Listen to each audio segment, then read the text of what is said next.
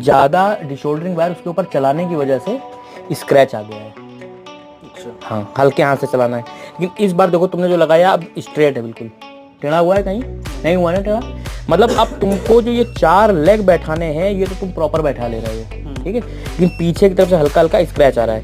लेकिन अगर आप इसको गौर से देखोगे ना तो आपने इतना बेहतर तो लगा लिया है कि आपका ये वर्क करेगा पहले के मुकाबले। लेकिन मैंने ये पूछ रहा हूँ, हाँ, दोनों तरफ से दो जो पिन ज्वाइंट है, हाँ। ज्वाइंट है। देखो मैं बता रहा हूँ जो चार्जिंग कनेक्टर की पिन है वो तो अलग रहेंगी, लेकिन बोर्ड पे जो हमारी सप्लाई है, बोर्ड पे जो सप्लाई है वो एक ही में जुड़ी हुई है, अलग अलग नहीं है।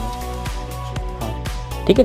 कहने का मतलब तुम्हारा कनेक्टर है, ठीक है, इसमें जो काफ़ी ये कनेक्टर की पिनें हैं ये सारी की सारी तुम्हारी अलग है, ठीक है। लेकिन जो मदरबोर्ड पे पिनें बनी हुई हैं ये 2 पिनें एक साथ है, इसमें तुम्हारी ये 2 पिनें कनेक्ट